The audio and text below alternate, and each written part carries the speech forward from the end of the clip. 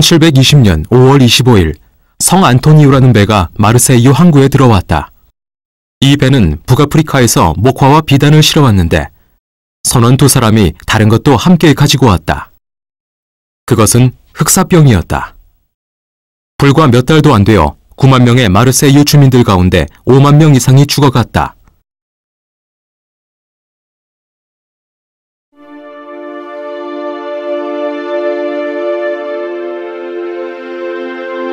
기원전 600년경 그리스 포케아의 정착민들이 마르세유에 도착하면서 비로소 서구 문명이 시작되었다. 그 후 2500년 동안 이 항구에서 1720년에 있었던 흑사병과 같은 대재앙은 일찍이 없었다. 한때는 대성당과 해안가로 가는 길에 2000구가 넘는 매장되지 못한 시신들이 널려있기도 하였다. 그 시신에 손을 대는 것조차도 위험했다. 흑사병은 여름 내내 맹위를 떨치고 있었다. 그 지역에 있던 성모 방문의 수녀 안 마들렌느 레미저는 대주교 앙리드 벨신스에게 이 도시를 예수 성심께 봉헌하면 흑사병이 멈춰질 것이라고 설득했다. 봉헌이란 글자 그대로 하느님께 온전히 내어 맡기는 것이다.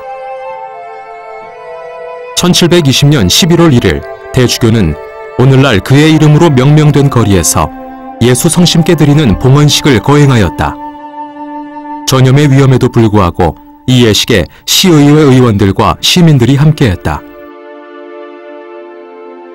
그러자 상황이 극적으로 변했다. 흑사병이 갑자기 수그러든 것이다. 시당국에서는 이 봉헌식을 영원히 기억할 것이라고 서약했다. 그러나 몇 년 후 이들이 서약을 번복하자 흑사병이 또다시 번지기 시작하였다. 당황한 시당국은 봉헌식의 중요성을 깨닫고 다시 서약을 하였다. 그러자 흑사병은 곧 멈추었다. 그 후부터 첫 서약이 지켜졌으며 200년이 지나 2차 세계대전이 끝난 후 성심 대성당 건립을 통해 이 서약에 대한 열의를 보였다. 골고타 언덕에 그 기원을 두고 프랑스에서 융성했던 예수 성심의 역사는 대성당의 예술작품과 장식 속에 잘 표현되어 있다.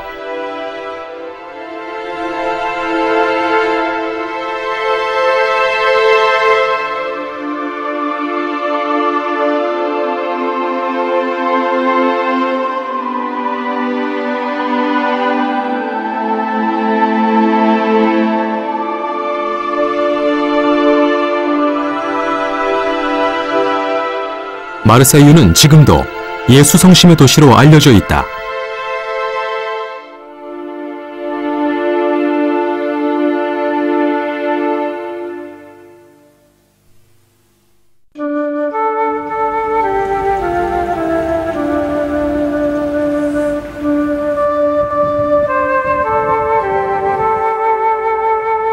프랑스 샤롤레 지역에 파레르 모니알이라는 작은 도시가 있다. 이곳은 오늘날 예수 성심 신심의 요람이다. 매해 수십만 명의 사람들이 세계 각지에서 이곳으로 순례를 오고 있다.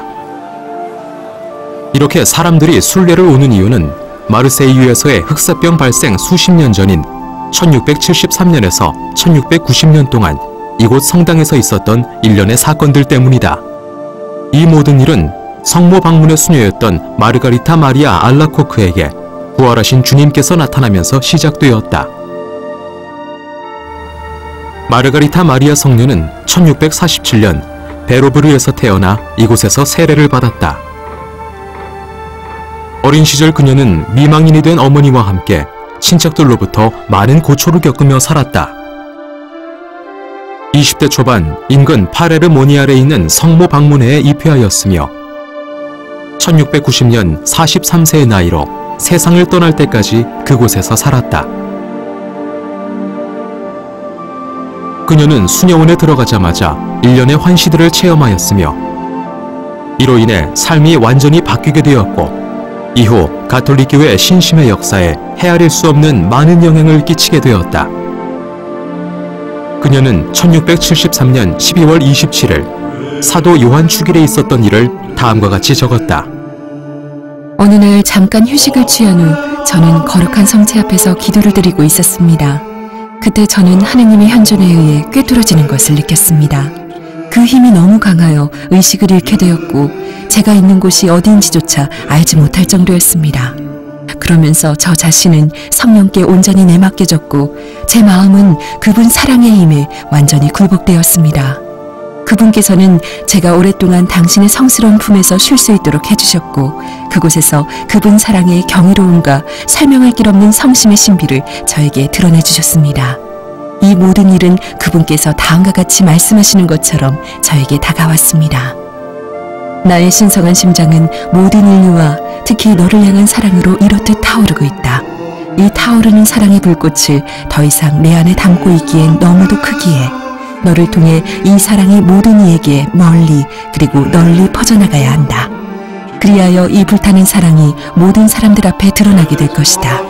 너에게 알려준 이 소중한 보배로 나는 사람들을 풍요롭게 할 것이며 그리하여 그들은 성화와 구원의 은총을 통해 멸망의 구렁텅이에서 구원될 것이다.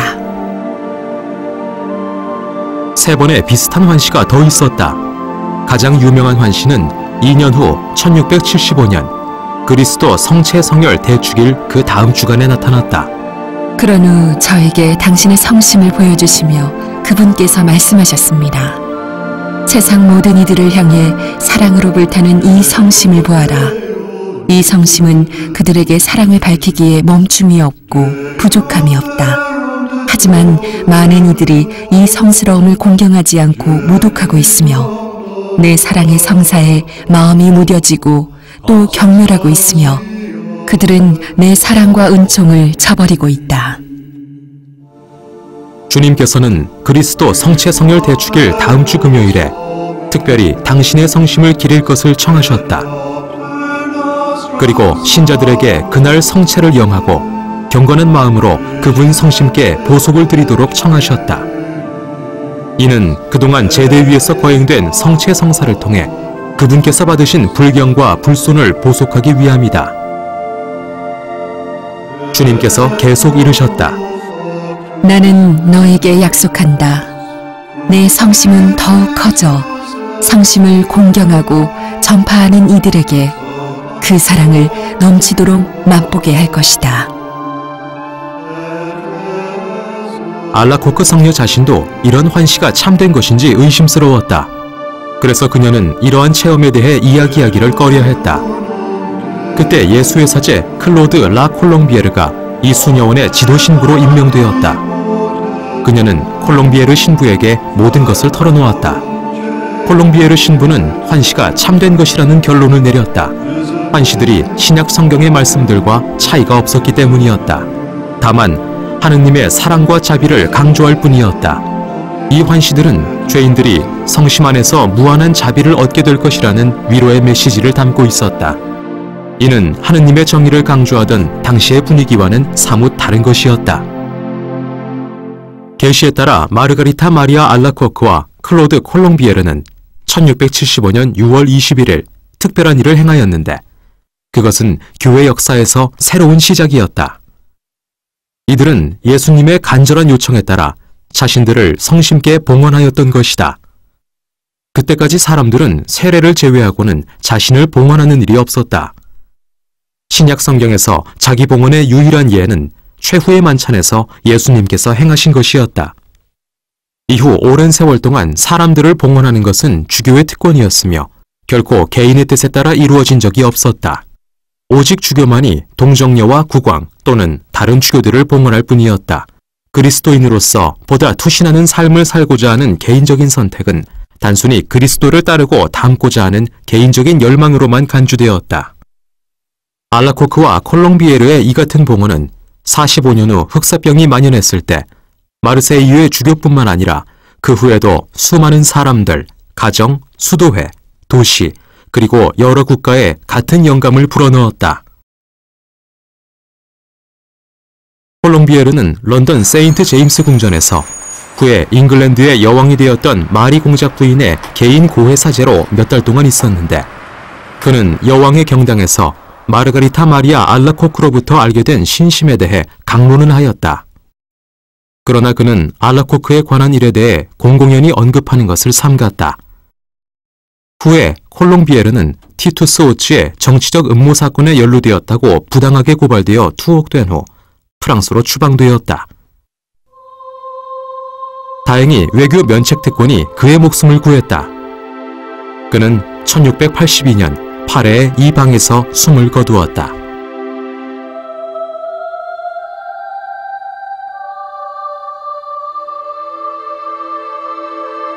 사후에 출판된 그의 일기는 알라코크의 생애에 대해 많은 것을 알려주었으며 추후 예수 성심 신심의 기반을 닦는 데 결정적 공헌을 하였다. 알라코크는 주변 사람들에게 예수 성심께 대한 신심은 그녀가 죽고 난 후에야 꽃을 피우기 시작할 것이라고 말했다. 파레에 있는 콜롱비에르 경당의 이 모자이크는 그가 세상을 떠나기 2년 전인 1688년 알라코크에게 나타난 계시를 보여주고 있다. 그녀는 한 편지에서 어느 날 보았던 예수님의 환시에 대해 언급하고 있다. 그때 성모님은 옥좌에 앉아 계신 예수님의 오른편에 계셨다.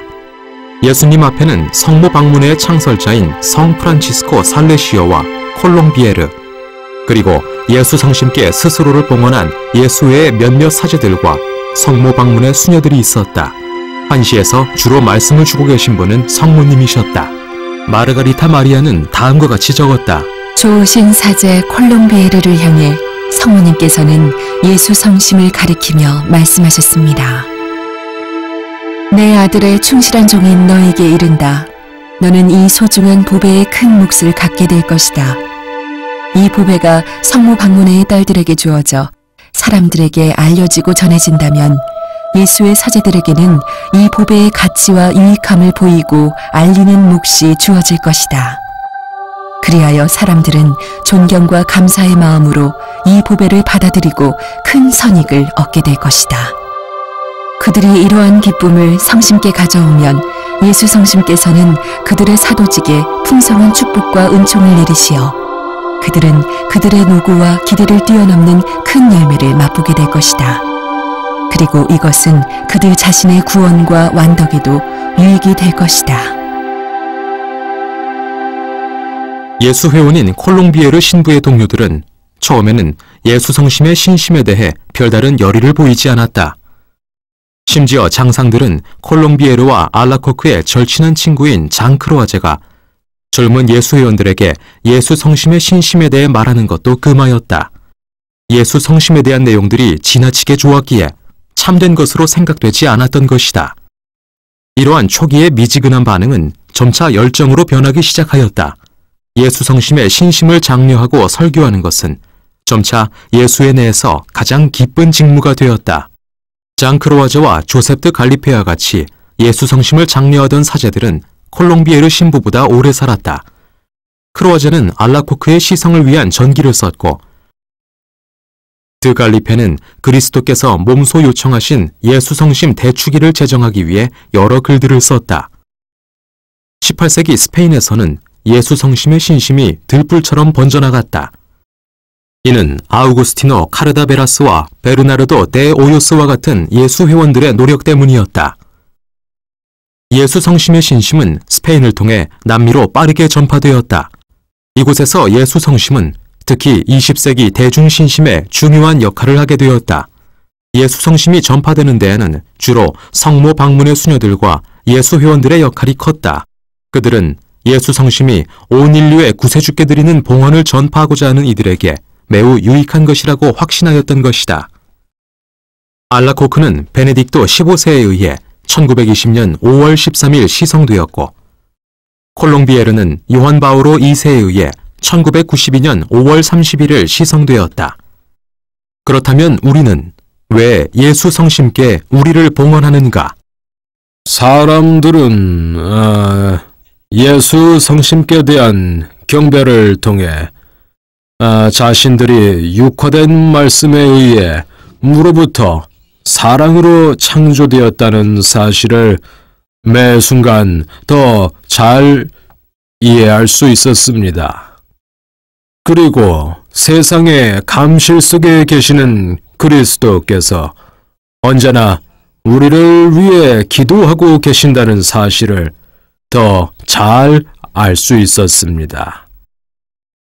또한 성령의 감도에 따라 자신들이 세상에서 행한 모든 좋은 것들을 심판 때 그리스도께서 보상해 주시고자 함을 더 잘 알 수 있었습니다. 이렇듯 예수 성심께 대한 경배는 인류의 과거, 현재, 미래를 모두 포용하는 것입니다. 그들은 자신들이 찌른 이를 바라볼 것이다. 이 말씀은 예언자 지카르야의 말로 요한복음사가는 이 구절을 예수님의 십자가형에 대해 이야기할 때 사용하였다. 이 말은 초기 그리스도교 때부터 신자들의 신심을 두텁게 하였다. 그의 상처로 우리들은 치유되었다는 이사야서의 구절과 함께 예수님의 옆구리 상처야말로 고통 속에 있는 인류의 피난처이다. 11세기 예수 성심의 아버지라고 일컬어지는 성 안셀모는 예수님의 옆구리 상처가 성심으로 들어가는 통로임을 강조한 최초의 인물이었다. 그는 다음과 같은 글을 남겼다. 이 꿰뚫어진 상처 속에 얼마나 큰 달콤함이 있는가. 이 상처는 그분의 선하심의 보배를 우리에게 드러내준다.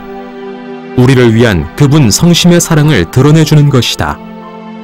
안셀모에게 있어 그리스도는 그분의 고통을 통해 우리를 구원하신 것이 아니라 고통 속에 있는 사랑을 통해 우리를 구원하신 것이다. 심장은 일반적으로 인간을 가리키는 상징으로 사용되었다. 그리고 심장은 점차 많은 의미를 담게 되었다. 20세기 저명한 독일 신학자 휴고 라너는 다음과 같이 이야기하였다. 영원한 말씀이신 예수님의 마음을 이해하지 못한다면 그것은 우리 영혼의 비극이다. 안셀모의 뒤를 이어 클레르보의 성 베르나르도를 필두로 기라성 같은 그리스도교 신비가들이 줄을 이었다. 12세기 시토웨의 수도 승인 클레르보의 베르나르도는 다음과 같이 말하였다.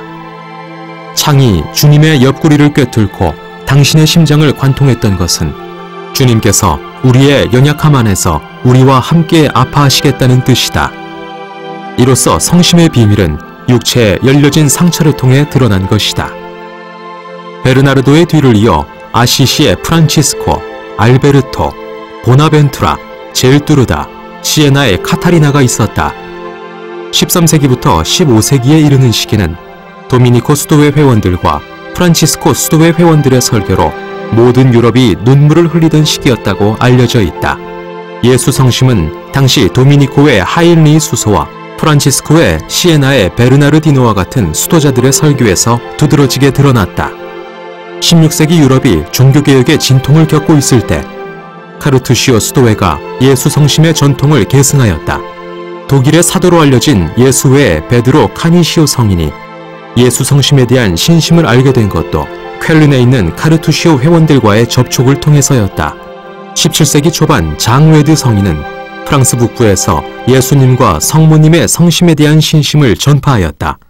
하지만 예수 성심 전파의 중심에 있던 예수회가 1773년 해산되면서 미래는 불투명해 보였다. 더욱이 1789년 프랑스 대혁명으로 상황은 더 어려워졌다. 대혁명으로 인해 18세기가 끝날 때까지 대중들은 종교의식에 공적으로 참여하는 것이 불가능해졌다. 수호의 표지로 예수 성심의 배지를 착용하는 경건한 신심은 반혁명적인 것으로 배척되었다. 무고한 많은 사람들이 단두대의 이슬로 사라져갔다. 하지만 불가사의하게도 예수 성심이 더없이 쇠락했던 이 시기에 대중들의 종교적 행위는 예수 성심을 오히려 깊이 뿌리내리게 하였다. 전통적인 공적 전례는 혼란에 빠졌지만 예수 성심께 대한 신심은 많은 이들의 가정에서 비밀리에 행해지며 큰 위안을 주었던 것이다. 19세기 초 프랑스는 큰 혼란에 빠졌습니다. 학교 교육은 무너졌고 사람들은 서로에게 극도로 잔인해져 수천 명에 이르는 사람들을 죽였습니다. 그들에게는 사랑의 영성이 필요했습니다.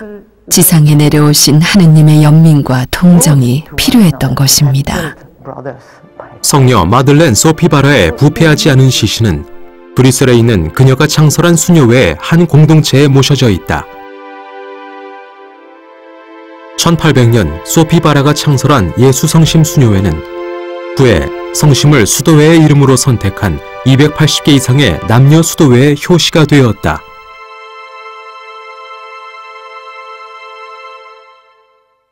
이들 중 150여 수도회가 20세기에 창설되었다.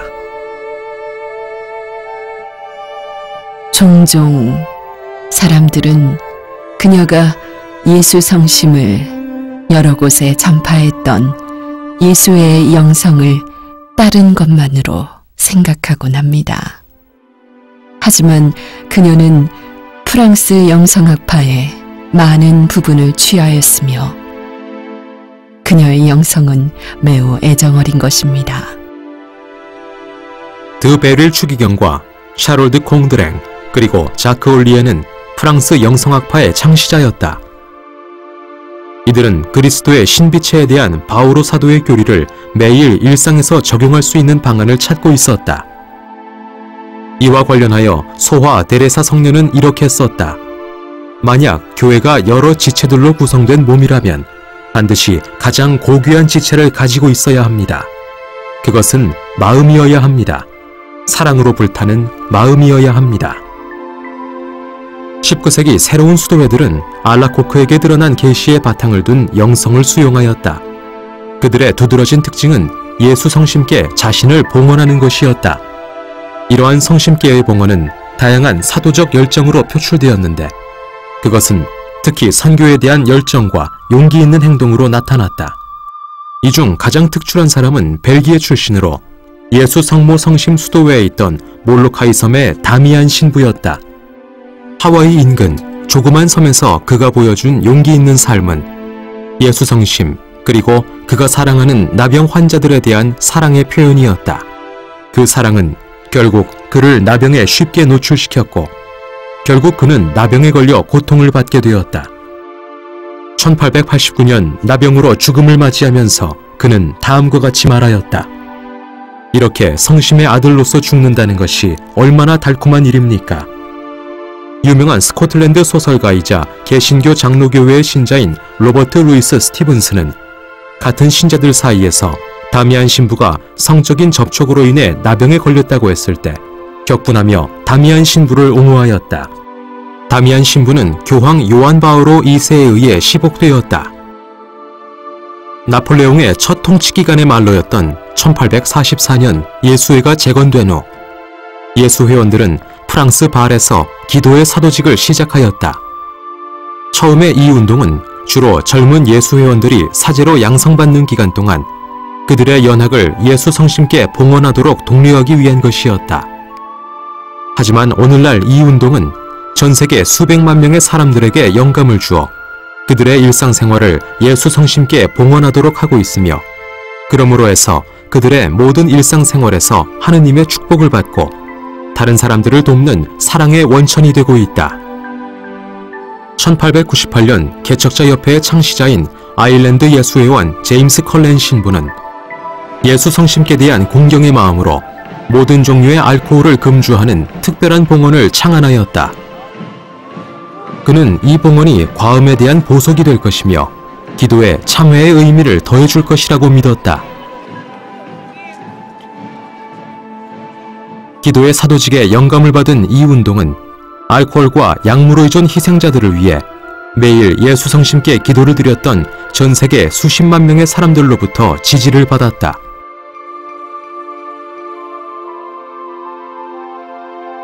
컬렌 신부는 또한 성심의 메신저를 처음 출판하였는데 100년이 지난 지금도 전 세계에서 활발히 출판되고 있다. 예수 성심께 대한 신심은 샤를드 푸코의 삶 속에 깊숙이 자리 잡고 있었다. 1858년 스트라스부르크에서 태어나 북아프리카에서 청빈과 고독의 삶을 살았던 그의 삶은 많은 이들에게 그와 같은 삶을 따르고자 하는 영감을 주었다. 지금은 예수의 샤를로 알려진 샤를드 푸코의 생애 초기에는 성스러움의 흔적을 거의 찾아볼 수 없었다. 프랑스군 장교였던 그는 명령불복종으로 군대에서 쫓겨났다. 그는 병영 내에서 자신의 연인과 동거를 함으로써 교율을 위반하기도 하였다. 그 후 파리 성 아우구스티노의 성당에서 고해 성사를 하고 나서 그의 삶은 극적으로 변하였다. 그는 자신의 모든 소유물을 내던지고 성지로 호련히 떠났다. 나자렛의 한 수녀원에서 정원지기로 몇 년간 일한 후 그는 사하라 사막에서 참회의 삶을 살면서 자신을 봉헌하였다. 1916년 12월 그는 유목민의 손에 의해 영웅적인 죽음을 맞이하였다. 그는 항상 그의 가슴에 자신을 봉헌한 상징으로 예수성심의 표지를 달고 있었다. 예수성심의 신심은 관상수도회의 경건한 분위기에서 시작되었다. 하지만 이 신심은 곧 전 세계에 있는 일반 가정에서 삶의 한 형태로 자리 잡았다. 전 세계 수백만 가정의 사람들이 스스로를 예수성심께 봉헌하였다. 이는 페루 출신의 어머니와 영국 출신의 아버지에게서 태어난 마테오 크롤리 베비 신부의 노력 때문이었다. 50여 년 동안 그는 가정에서 예수성심을 중시하는 신심을 장려하였다. 그가 이 일을 시작한 것은 1907년 파레르 모니알에서 있었던 기적적인 건강회복의 체험 이후였으며 이는 또한 교황 성비오 10세의 격려에 힘입은 것이었다. 나병 환자들의 벗이었던 다미안 신부와 같은 수도회의 일원이었던 마테오 신부는 1960년 숨을 거두기까지 수많은 여행과 여러 언어로 했던 강론을 통해 열정적으로 예수성심 전파에 헌신하였다. 파레르 모니알에 있는 성모 방문의 성당 제대 뒤편 벽화에는 샤를드 푸코와 마테오 신부가 그려져 있는데 이들은 예수성심께 위대한 사랑을 표했던 초기 인물 중 유일한 20세기의 인물들이다. 알라코크에게 첫 계시가 내려진 이후 하느님의 손길은 서서히 뿌리내리기 시작하였다. 하느님께서는 알라코크에게 예수성심을 위한 특별한 추기를 제정하도록 요청하셨는데 이에 대한 응답이 실제로 이루어지기까지는 거의 200년이란 시간이 흘렀다. 1856년 8월 23일 비오 9세는 예수성심 대추기를 전 세계 교회로 확대하였다. 이를 계기로 전 세계 수많은 교회들이 예수성심께 봉헌되었고 성심께 대한 신심은 큰 성장을 이룰 수 있었다. 예수성심의 신심이 널리 확대될 수 있었던 까닭은 많은 가톨릭 국가들이 예수성심께 봉헌하고자 하는 열망이 있었기 때문이었다. 사실 이러한 과정에는 국가 차원의 동의가 필요한 것인데 에콰도르와 아일랜드가 그 최초의 국가였다. 에콰도르의 경우 예수성심께 대한 봉헌의 열정은 신심 깊은 가브리엘 가르시아 모레노 대통령에 의해 불붙여졌다. 그러나 그 직후 그는 자신의 피로 그 대가를 치러야 했다. 그는 1875년 8월 첫 금요일에 키토의 대성당 앞에서 암살되었던 것이다. 그때 그는 여느 때처럼 예수성심께 바치는 원리의 성체조배를 마치고 나오던 중이었다. 1873년 영국의 식민 치하에 있었던 아일랜드는 주교들에 의해 대중들의 열광적인 지지에 힘입어 그들의 조국을 예수성심께 봉헌하였다. 프랑스에서는 그러한 공적인 봉헌을 위해 국가적 합의가 필요했다. 1870년 프러시아 프랑스 전쟁에서 패배하면서 프랑스는 국가적인 치욕을 경험하게 되었다. 이때 국민의회의 대표자들이 파레르 모니알에서 프랑스를 예수성심께 봉헌하였다. 이 봉헌으로 다수의 국회의원들이 공식적으로 파리 몽마르트의 성심 대성당 건립을 인준하게 되었다.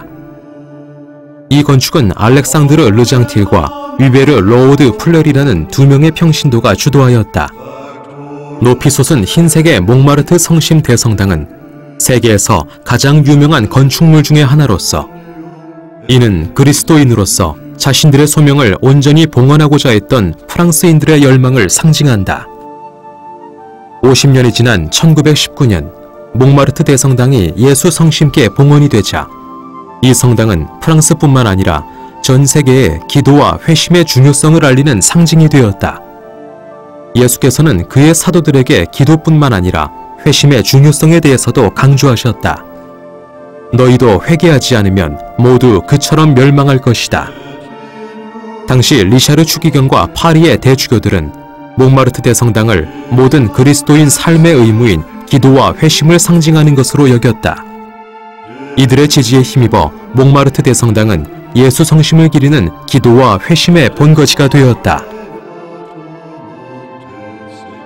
당시 기도와 회심을 위한 모임의 주요 인물은 에디트 로이어 부인이었다. 그녀는 1924년 위대한 성덕을 뒤로 남기고 세상을 떠났다.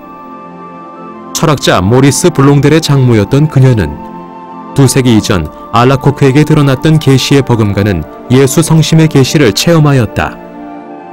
이 계시는 그녀의 생전에 교회의 엄밀한 심사를 통해 참된 계시로 인정받았다.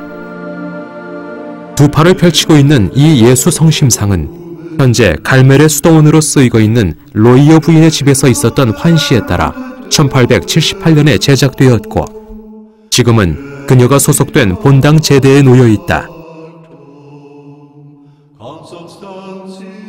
이 예수 성심상은 몽마르트 성당과 세계 각처의 예수 성심 성상화에 많은 영향을 끼쳤다.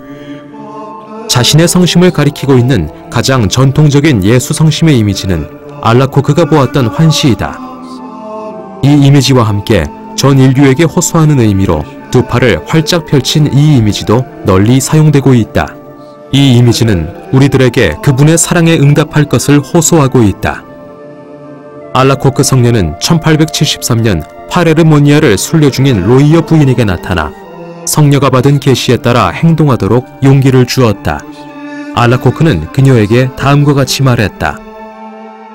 만약 제가 다시 인생을 살게 된다면 예수 성심께서 사람들을 구원하시기 위해 무엇보다 우리들의 참회가 필요하다는 사실을 저는 선포할 것입니다.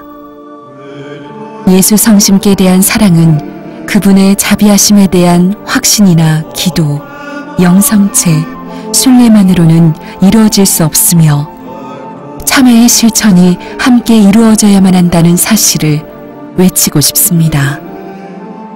그것은 참회의 내적 마음가짐뿐만 아니라 각자 받은 은총에 따른 애덕의 외적 실천입니다. 레오 13세는 전 인류를 예수 성심께 봉헌하였다.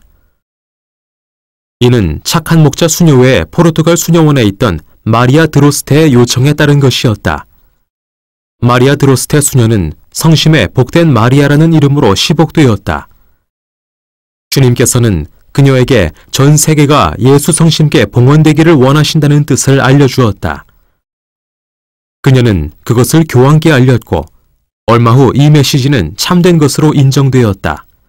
그 결과가 바로 예수 성심께 대한 봉헌에 관하여라는 교황의 교서이다. 레오 13세는 1899년 6월 11일 예수 성심 대축일 다음 주일에 전 세계를 예수 성심께 봉헌하였다. 이는 사회 정의의 목소리를 높여왔고 사회 정의에 관한 회칙을 작성하기도 했던 레오 13세의 재임 기간 중 행했던 가장 중요한 일로 간주되고 있다. 마리아 드로스테는 노력의 결실을 맺기도 전에 세상을 떠났다. 예수 성심 대축일 전날 오후 3시 고통 속에 숨을 거뒀던 것이다.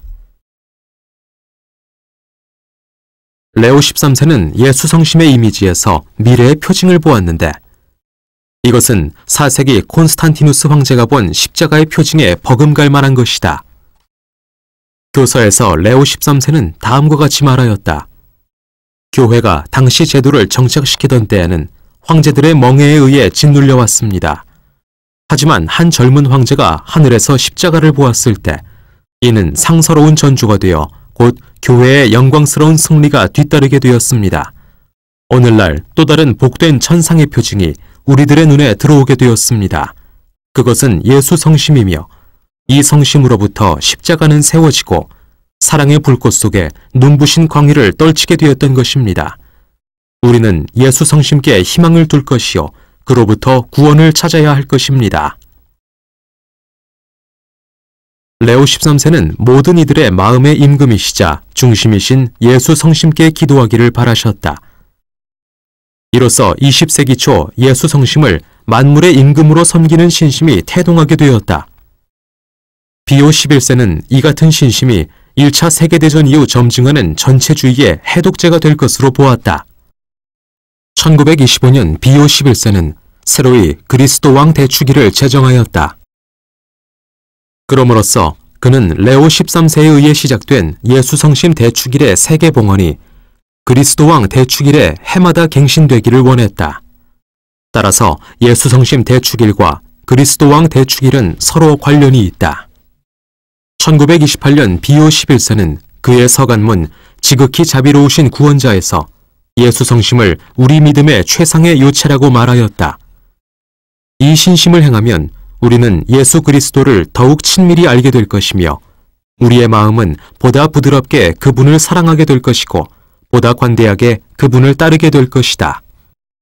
예수 성심과 관련된 교황의 교서 중에서 가장 유명한 것은 1956년 예수 성심 대축일이 전 세계 교회로 확대된 것을 기리는 비오 12세의 물을 기르리다이다. 이 교서에서 비오 12세는 다음과 같이 말하고 있다. 예수 성심께 대한 신심은 신자들의 영혼에 여러 가지 천상 선물을 쏟아부어 줍니다. 신자들을 정화시켜주며 그들에게 천상의 힘을 줍니다. 모든 덕에 이르고자 하는 원의를 불러일으켜주는 이 천상의 선물들을 낱낱이 열거하기란 불가능합니다. 요한 23세는 1903년 12월 일기에 다음과 같이 적었다. 누군가가 예수 성심이나 성체에 대해 말할 때면 나는 항상 형언할 수 없는 기쁨을 느낍니다. 이것은 마치 소중한 기억들과 달콤한 감정들, 기쁜 희망들이 쇄도하여 이 가련한 자를 압도하는 것 같습니다. 저는 행복에 떨며 제 영혼은 부드러움으로 가득 차게 됩니다.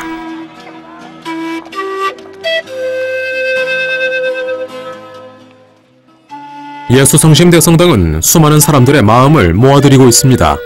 많은 사람들이 이곳을 방문하는 데에는 이 성당이 교구의 성년 기념 성당으로 지정된 것도 한 가지 이유가 될 것입니다. 해마다 이곳은 통상 600만 명 이상의 사람들이 방문합니다. 성년이 시작되던 해에는 많은 이들이 기도를 바칠 수 있도록 대성당을 이틀 내내 개방하였습니다.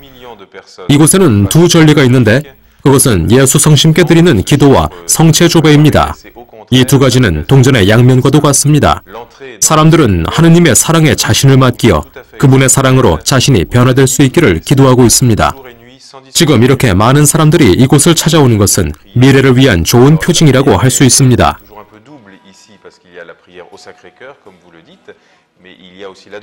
1966년 6월 바오로 6세는 예수의 31차 총회에 다음과 같은 메시지를 전하였다. 신비에 대한 이해는 성심 안에서 그분을 관상할 수 있게 합니다. 그것은 예수 성심계의 봉헌을 불타오르는 용광로와 같이 만들고 그리스도교 신심의 상징이 되게 하며 감성과 심성을 소중히 여기는 현대인들의 행동은 항상 사랑의 형이상학으로 나아가게 하는 것입니다. 1981년 암살 시도 직후 의식을 되찾은 교황 요한 바오로 2세가 처음 했던 것은 주변 사람들에게 예수 성심 호칭 기도를 함께 하도록 청한 것이었다. 예수 성심께 대한 공경은 시복이나 시성된 많은 평신도와 수도자들의 삶에 중요한 위치를 차지하였다. 최소 35명의 성인, 복자들이 예수 성심의 신심을 마음에 소중하게 담고 있었다. 이들 중 파우스티나 코왈스카 성녀는 새천년에 들어 최초로 시성된 성인이다. 1997년 크라코프의 파우스티나 성녀 묘지에서 요한 바오로 2세 교황은 다음과 같이 말하였다. 여기 오는 이들은 누구나 우리에게 은총을 주시는 예수 성심의 자비로우신 예수님 그림을 보게 될 것이고 복된 파우스티나가 들었던 그분 영혼의 깊은 소리를 듣게 될 것입니다. 그 소리는 아무것도 두려워하지 말라. 내가 언제나 너와 함께하고 있다는 말씀입니다. 교황 요한 바오로 2세는 예수 회원들과 많은 이들이 지속적으로 열정을 가지고 그리스도 성심의 신심을 장려하도록 격려하였다. 나는 여러분들이 그리스도의 성심이 널리 전파되도록 부단히 노력하기를 바랍니다. 그리고 언제 어디서나 예수 성심의 신심이 전파되도록 내 형제 주교들을 기꺼이 도울 준비가 되어 있기를 바랍니다. 또한 예수 성심의 신심이 널리 전파될 수 있는 좋은 방법들을 모색하기 바랍니다. 그리하여 오늘날 사람들이 자신의 지성과 감성으로 자신의 질문과 기대에 대한 참된 응답을 예수 성심에서 찾을 수 있기를 바랍니다. 교황 선출 이전 베네딕토 16세는 예수 성심의 언어는 수천 가지의 언어와 수백만 가지의 세세한 표현들을 모두 담아낸다고 적었다. 예수 성심계의 봉헌은 잃어버린 양을 찾아 그 어떤 어둠과 위험이라도 기꺼이 갈 수 있는 사랑으로 그리스도인들을 인도해준다. 교황으로 선출된 직후 로마를 방문한 신자들에게 교황님은 다음과 같이 말하였다. 예수 그리스도의 성심을 따른다는 것은 마지막 순간까지 우리를 사랑하시며 창에 찔리시고 십자가에 높이 매달리시어 피와 물을 쏟으신 그 심장, 새로운 삶의 끊임없는 원천을 경배하는 것입니다.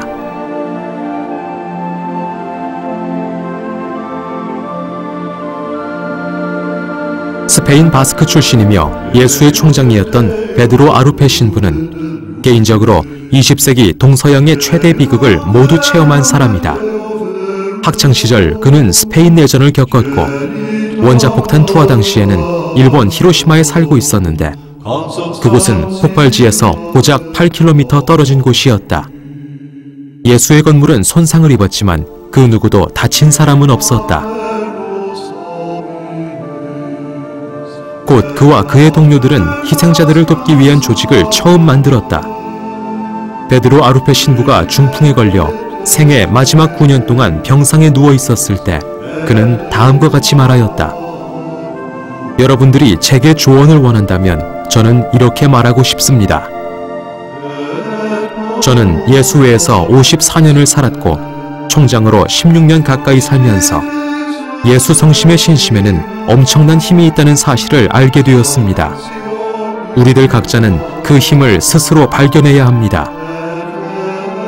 아직 발견하지 못했다면 예수 성심의 사랑 안에 깊이 잠기어 주님께서 허락하시는 어떤 방법으로든 각자의 삶에서 예수 성심의 신심을 살아가도록 하십시오.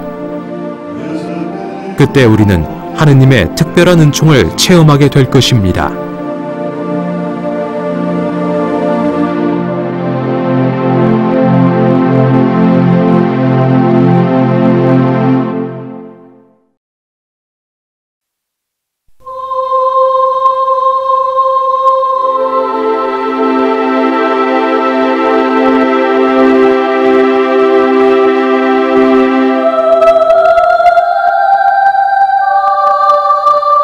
마르가리타 마리아 알라코크 성녀는 예수 성심의 첫 계시를 받은 직후 다음과 같이 예수 성심께 드리는 기도를 드렸다.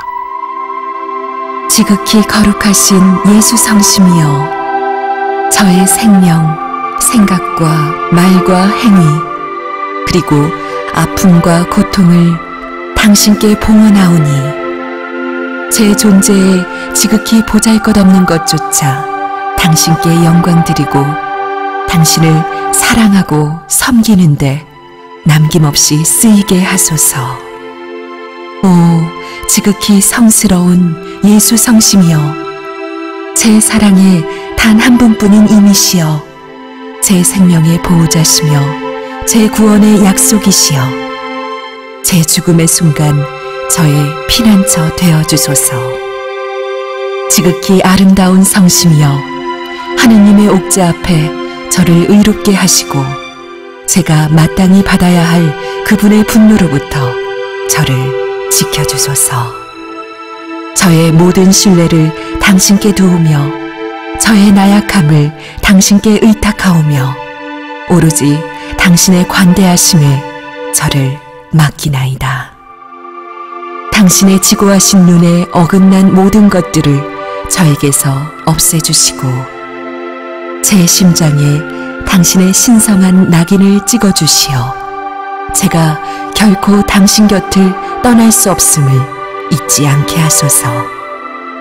간절히 청하오니 당신의 관대하신 은총으로 제 이름 또한 생명의 책인 당신 마음에 새겨주소서. 저로 하여금 당신 영광을 위해 봉헌된 산 제물 되게 하시고 지고지순하신 당신 사랑의 불꽃으로 저를 불살라 주시며 영원토록 저의 전 존재를 꿰뚫어 주소서. 이에 저의 모든 행복을 둘 것이고 이것이 저의 온 원의가 될 것이며 저의 살고 죽는 모든 것이 오로지 당신께 봉헌된 종이 되는 것 외에는 아무것도 없나이다.